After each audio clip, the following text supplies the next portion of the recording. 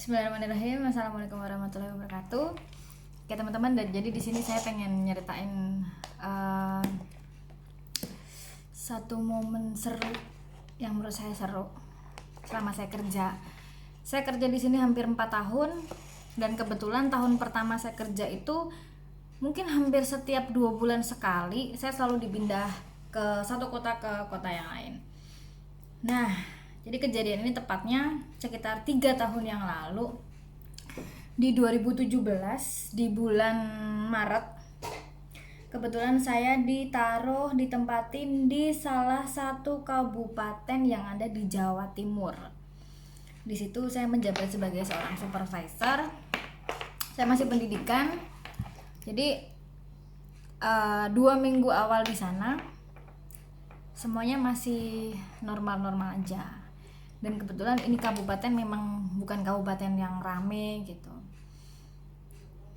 Awal-awal di sana masih normal, cari kosan. Cuma memang agak susah cari kosan karena banyak banget kosan itu yang lembab tempatnya. Jadi banyak jamurnya. Padahal kabupaten ini tuh cukup panas. Mungkin setara kayak Solo kalau lagi musim kemarau gitu. Awalnya masih biasa aja sampai pada suatu malam pas saya lagi abis ngejemur, nyuci daleman, saya jemur di depan kosan. Jadi bentuk kosannya ini saya gambarin dulu ya. Bentuk kosannya ini bukan kos-kosan rumah. Jadi kosannya tuh kayak letter U gini. Letter U, terus ini pagar. Di sini ada satu pohon besar, pohon mangga. Jadi depan kamar kos itu udah langsung teras, udah langsung ruang terbuka. Saya nyuci daleman, saya jemur di depan kos sekitar jam 8 malam. Kebetulan kamar saya di pojok sini, di sebelah sini. Di sini ada pohon mangga. Nah, malam itu ceritanya di kamar sebelah sini lagi rame banyak cowok-cowok ngumpul karena memang kos-kosannya kos-kosan campur. Lagi banyak cowok-cowok pada ngumpul, pada gitaran dan lain-lain. Saya ngejemur di situ, udah saya masuk ke kamar lagi.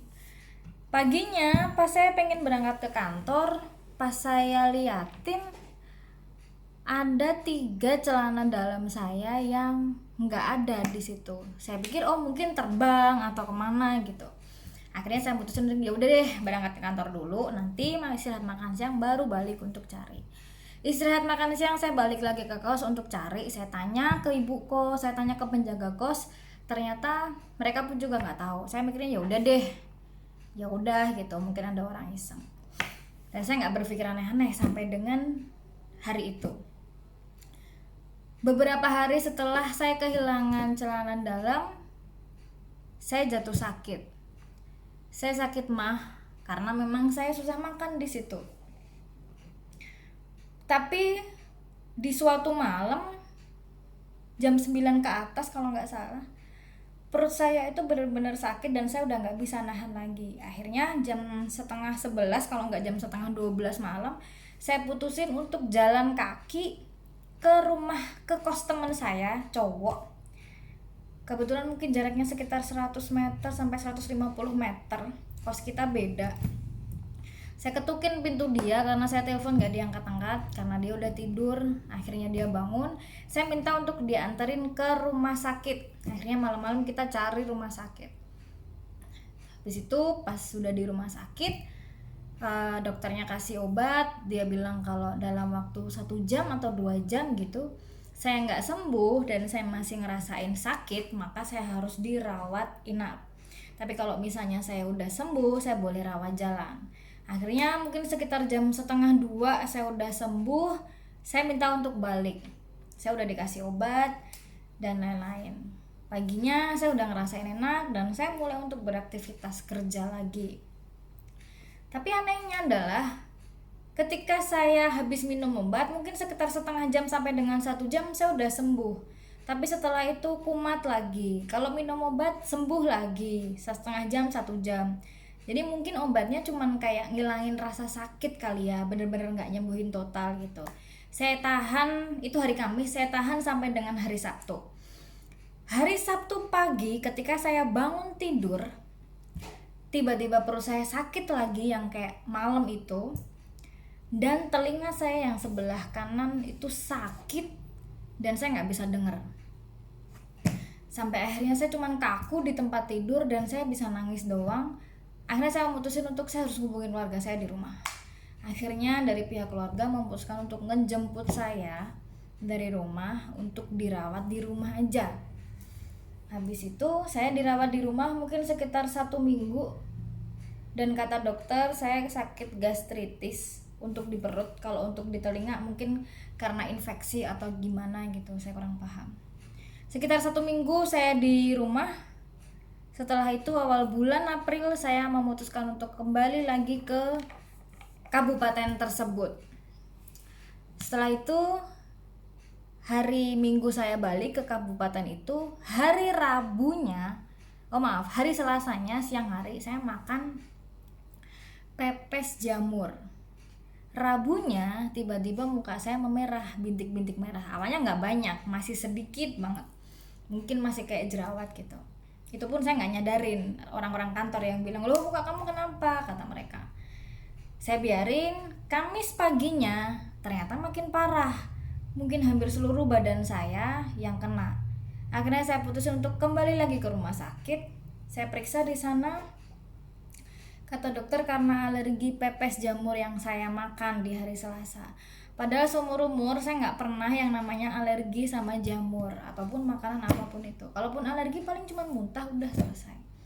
Ya udah, saya ikutin anjuran dokter. Dokter bilang dalam waktu 3 hari kalau nggak ada perubahan maka saya harus balik lagi ke rumah sakit tersebut. Tapi nyatanya adalah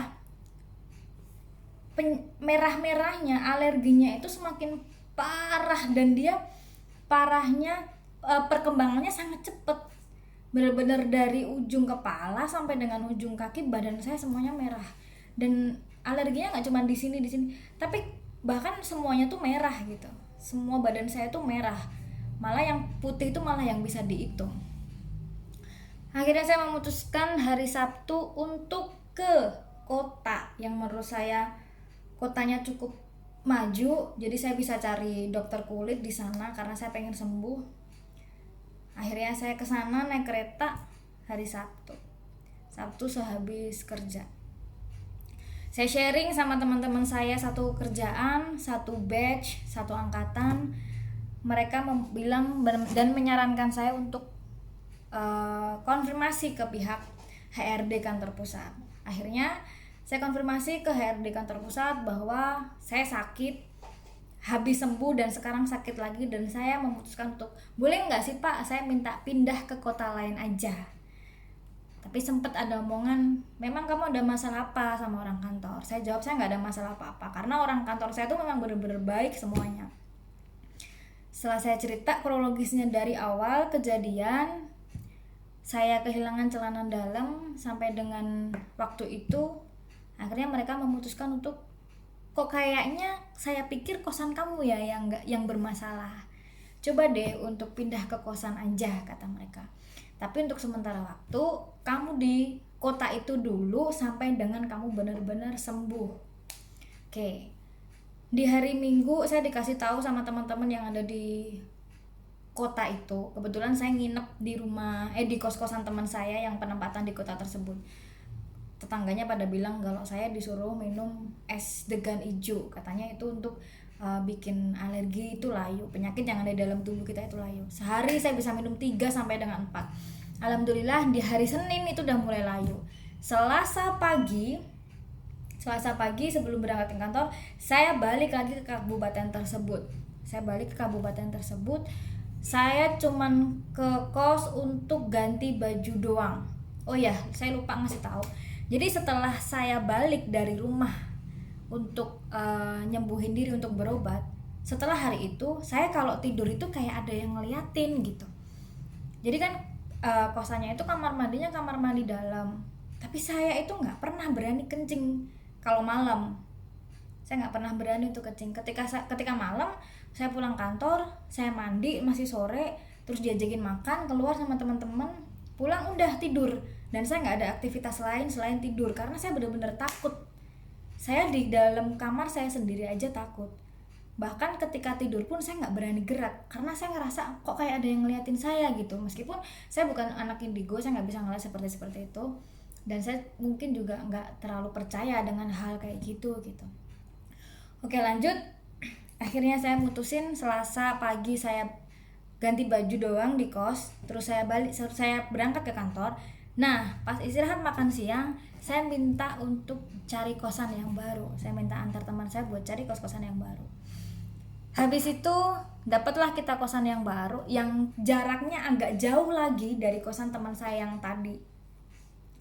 Kemudian malamnya tanpa berpikir panjang saya langsung tinggalin kos-kosan itu.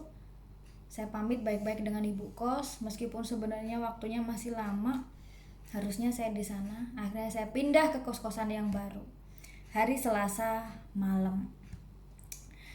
Gak lama dari hari itu, Kamis pagi, Kamis fajar, Kamis subuh, jam 3 pagi, saya kebangun dan kepala saya rasanya berat banget, pusing banget. Saya coba untuk tidur lagi, saya cobain untuk tidur. Saya kasih minyak, saya kasih balsem, tapi nggak ngefek. Masih aja saya ngerasain pusing. Akhirnya jam 4 pagi saya putusin untuk saya harus keluar dan saya harus minta bantuan. Teman saya telepon nggak diangkat nih, dan kalaupun jalan kaki itu jauh banget. Jadi nggak memungkinkan banget untuk saya nyamperin dia ke kos-kosannya dia. Saya udah putusin saya harus keluar dari kamar ini dan saya harus minta pertolongan. Karena kalau enggak, mungkin saya bakalan pingsan di sini dan nggak ada orang yang tahu. Akhirnya jam 4 pagi saya putusin untuk keluar, dan saya ingat ada salah satu warkop di dekat kosan saya yang kayaknya buka 24 jam. Dan deh, yang penting saya keluar dulu. Saya keluar, saya jalan kaki, dan alhamdulillahnya warkopnya itu masih buka. Terus saya minta teh hangat. Setelah saya minum teh hangat itu, saya ngerasa perut saya benar-benar mual banget. Akhirnya saya bilang sama masnya, saya minta dianterin ke toilet, ke kamar mandi. Belum nyampe ke toilet, saya udah muntah di tempat itu. Akhirnya saya lari lagi ke toilet. Yang bikin aneh adalah yang saya muntahin itu adalah sesuatu hal yang mungkin bisa dibilang kayak darah kalau kedinginan. Jadi darahnya jadi kental gitu kan, tapi warnanya hitam. Warnanya itu hitam semua karena saya kan gini, saya kasih ke tangan saya kan, tapi warnanya semuanya hitam. Saya kaget di situ. Setelah saya selesai muntah, saya dianterin sama mas-mas yang ada di warkop untuk ke apotek cari obat, dan saya minta untuk dianterin balik lagi ke kos-kosan. Paginya saya udah bisa kerja lagi. Akhirnya saya sharing sama teman saya yang tadi, namanya Mas Sabir. Saya sharing sama Mas Sabir, Mas, kemarin semalam aku gini nih. Barulah dia cerita. Dia bilang bahwa pohon mangga yang ada di depan kosan itu ada yang nunggu. Sosoknya adalah genderuwo.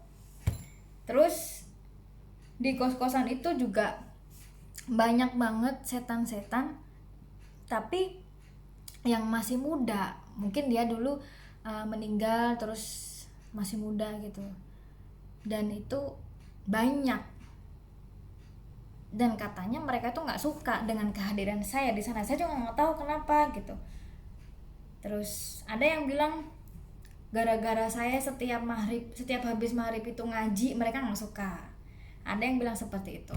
Habis itu saya konfirmasi ke orang tua saya di rumah, ternyata apa yang mereka sampaikan itu sama dengan apa yang disampaikan dengan Mas Sabir, bahwa di sana banyak banget setan-setan cewek-cewek yang masih muda-muda dan kayaknya emang nggak suka sama saya. Dan ternyata di kamar mandi kamar kosan saya yang dulu itu pun juga ada sosok makhluk. Saya lupa deh apa, kalau nggak kuntilanak gendero juga gitu.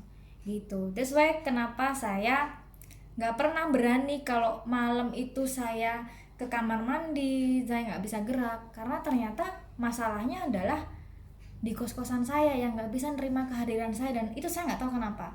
Tapi sampai dengan sekarang pun saya nggak tahu juga keberadaan celana dalam saya itu di mana. Dan mungkin ya, saya nggak tahu apakah ini ada hubungannya dengan celana dalam saya yang hilang, atau mungkin itu di luar dari itu, saya nggak tahu.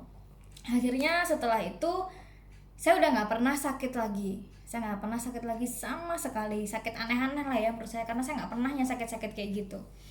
Setelah awal bulan Mei baru saya dipindahin ke kota yang lain. Saran saya buat teman-teman di sini, kemanapun kalian berada, tempat baru, tempat lama, ketika kalian masuk, kalian kulonuwun dulu. Karena sebangsa jin yang ngejagain rumah, ngejagain pohon, itu Anda. Memang itu benar-benar Anda gitu. Nah, mungkin kesalahan saya juga ketika saya masuk di sana, saya nggak kulonuwun dulu, saya nggak permisi dulu. Jadi itulah mungkin kenapa mereka tidak bisa menerima dan tidak bisa apa ya, ini kehadiran saya di situ, mereka nggak bisa gitu, makanya dibikin sakit gitu. Oke ya teman-teman ya, tetap jaga kesehatan. Itu cerita pertama saya yang mistis, yang berbau dunia lain. Tapi nanti akan ada next cerita yang paling baru di tahun 2020. Thank you. Wassalamualaikum warahmatullahi wabarakatuh.